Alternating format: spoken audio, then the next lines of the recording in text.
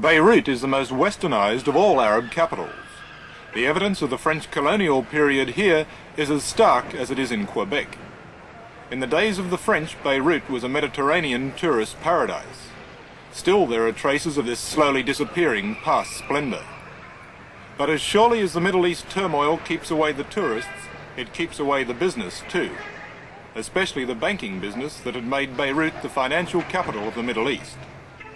Now the Lebanese army has tanks and armoured cars permanently stationed on the footpaths outside all bank buildings in the capital. Taking the place of the timid business executive, in Beirut a new business has developed. Revolution. Palestinian revolution. Palestinian guerrillas in Beirut are not like the Viet Cong. Here they're in no way illicit. They're totally legitimate. In Beirut's main street, the biggest guerrilla movement has a 3-story office building complete with all amenities. It's as modern as any in Sydney. But the machine gun-toting guerrillas standing guard outside told me no photos, and there was no arguing.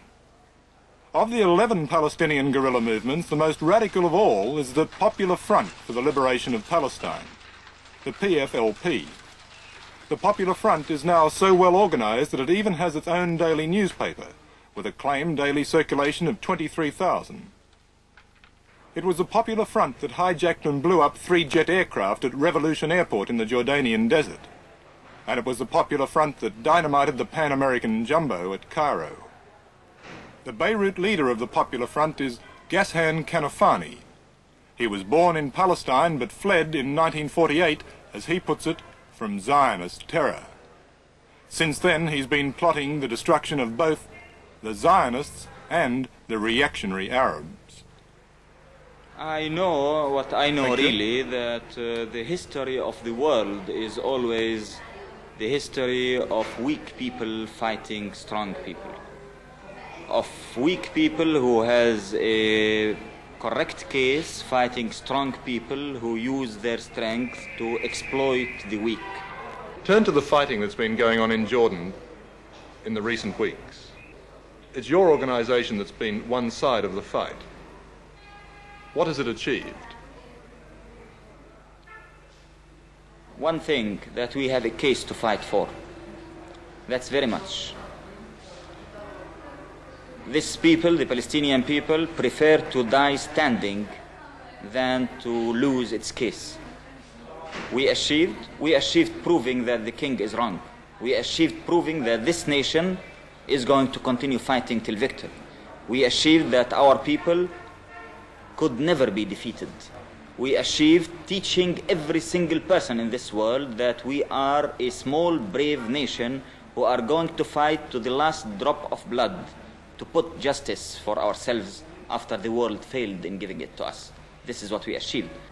It does seem that the war, the civil war, has been quite fruitless. It's not a civil war. It's a people defending themselves against a fascist government, which you are defending because just King Hussein has an Arab passport. It's not a civil war. Well, the conflict... It's not a conflict. It's a liberation movement fighting for justice. Well, whatever it might be best called... It's not whatever, because this is where the problems start. Because this is what makes you answer all your questions, ask you all your questions. This is exactly where the problems start.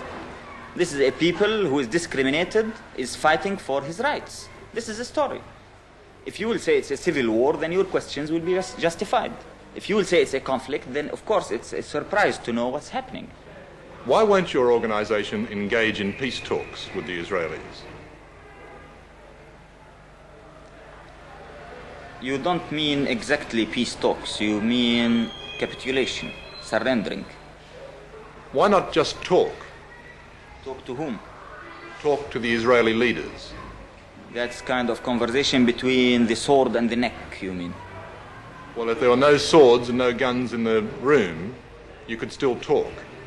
No, I had never seen any talk between a colonialist case and a national liberation movement. But despite this, why not talk? Talk about what? Talk about the possibility of not fighting. Not fighting for what? Not fighting at all, no matter what for. Yeah, and people usually fight for something and they stop fighting for something. So you can't tell me even why should we speak about what? Well, stop fighting. For what? Or talk about stop fighting, why? Talk to stop fighting, to stop the death and the misery, the destruction, the pain. The misery and the destruction and the pain and the death of whom? Of Palestinians, of Israelis, of Arabs.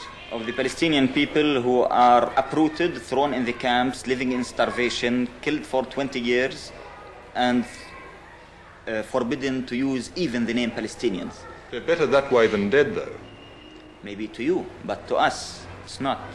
To us, to liberate our country, to have dignity, to have respect, to have our mere human rights, is something as essential as life itself. You called King Hussein a fascist. Who else amongst the Arab leaders are you totally opposed to? We consider the Arab governments two kinds. Something we call reactionaries, who are completely connected with imperialists, like King Hussein government, like Saudi Arabian government, like Moroccan government, Tunisian government. And then we had some other Arab governments which we call the military petit bourgeoisie governments. That's like Syria, Iraq, Egypt, Algeria, so on. Just to end with, let me go back to the hijacking of the aircraft. On reflection, do you think that is now a mistake? We didn't make a mistake in hijacking them. The contrast. We did one of the most correct things we ever did.